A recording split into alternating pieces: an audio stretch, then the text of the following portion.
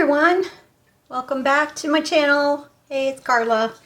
Let me try to center this up in the frame a little bit better so you can actually see what I'm doing. How y'all been? I know it's been a minute. I hope you caught my last video where I showcased some of these gorgeous ornaments and I show you how to do a few of those. Today we are going to be working on this little lovely. First you will need a shadow box. 6x6 is what this size is. I've also worked on the 5x5s. You can get them on Amazon. I will link them in the description below.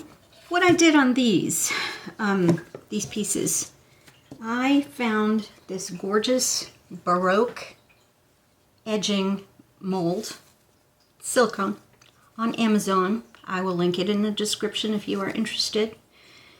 And for this one, I used this, but I cast these pieces in resin, the Alumilite quick cure resin that I always use. For the sides, sometimes I paint those, sometimes I will add a piece of scrapbooking paper, but on this one I really liked this mold. So that's the one you're seeing here. And I used it all the way around. Now, the graphic is one that I purchased from an artist on Etsy because I liked her watercolor work. And I blew it up. I made it 6x6. Then I found this Baroque mold on Amazon as well, which I will link. And I did a resin piece out of this one. I have used all of these and they are stunning. So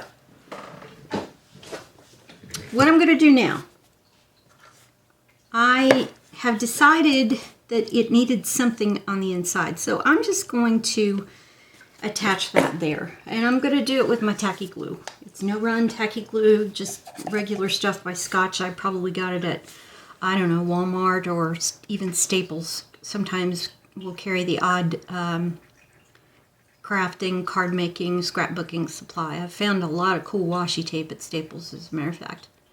But I'm going to go ahead and just attach this down here,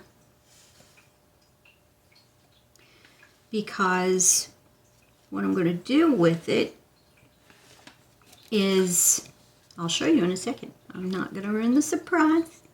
Now, I could have gilded this, since this has a lot of 3D to it. I could have gilded it in silver or gold. That would have matched the glow on the lantern and the candle, but I didn't want to do that. I wanted to do, because when I looked at it, all I saw was this snow, and I don't know if you know anything about me or not, but I'm a snow hoe. I grew up in West Virginia, in the mountains, so we were used to 5 feet snow drifts when I was growing up as a kid. So what I wanted to do was kind of reflect that snow. This is going in my Etsy shop, so look for that. I will try to make a community post showing you, yes, I've uploaded this, but I found this archival VersaMagic Cloud White ink, and it's chalk ink pad, but it is also a pigment ink, opaque pigment ink. That means the difference between the dyes and the pigments are this. The dye ink is when you just want to stamp something and you're done with it. Pigment inks dry slowly. They allow you time to use your embossing powders, which is exactly what we're going to do. So here's how I'm going to handle this little tricky situation. You can tell how much I've used this. It's kind of gnarly. But you don't need any special tools for this. Just take your archival ink and run it over those bumps, all of the mountaintops, okay?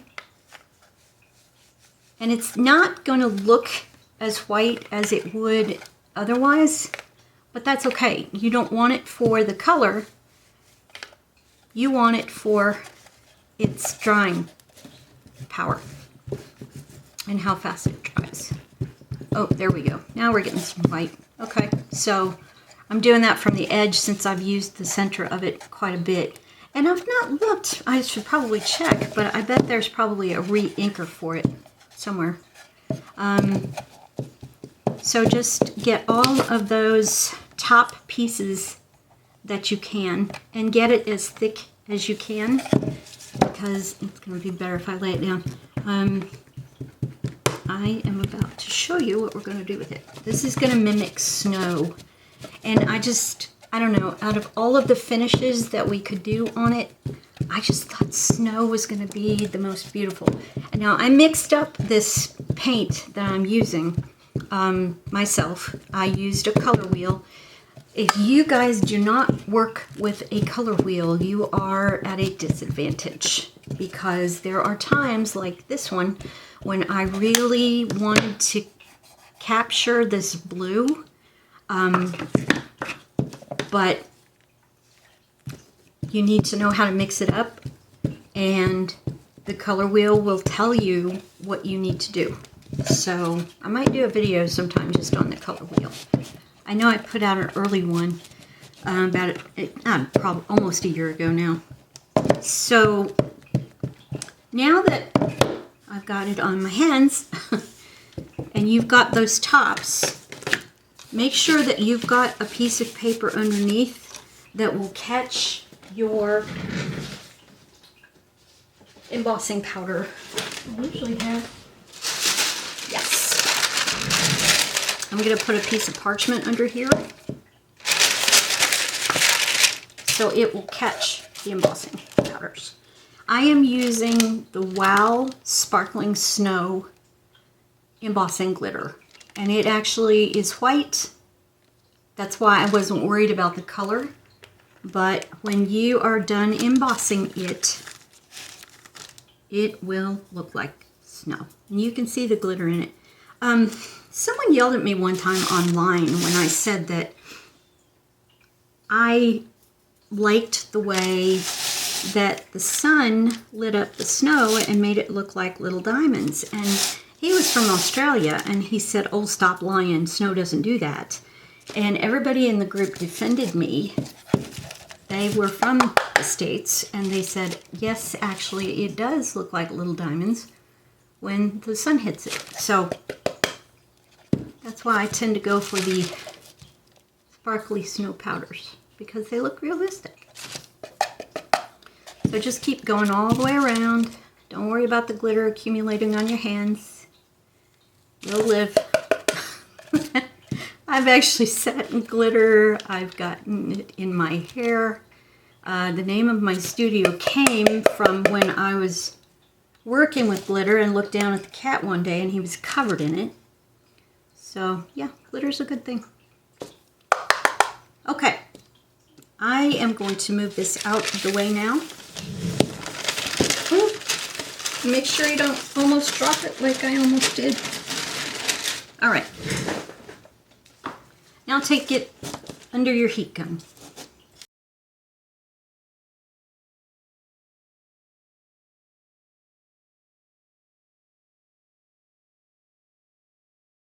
Okay, now as you can see, when I was turning the piece, my hand rubbed some of it off. So I'm just gonna go over this side again.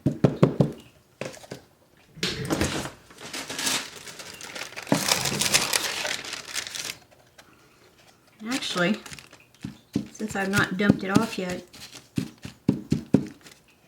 the wet ink will, yep, pick it up. Now, if I don't move this out of the way before I turn on the heat gun, then I've embossed that whole piece of parchment.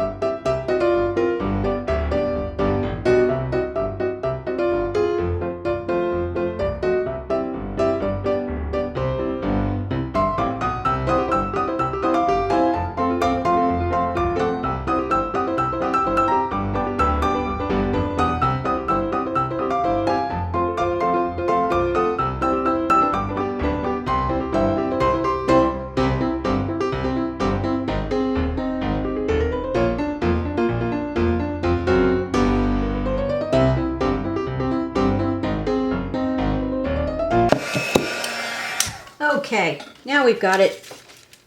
You know what? Well, accidents happen, and I just knocked off part of my Christmas ornaments. That's okay. If we can't have fun while we do this, why do we do it? You know what I'm saying? So, here we go with the finished product. All you have to do is add a sawtooth hanger back here. If you want to finish the back, that's fine. You don't have to. You might even want to put a graphic back there. I don't know. Maybe somebody wants to turn it around for some reason. But there you go. What do you think? Let me know in the comments. Thanks for joining me. See you in the next video.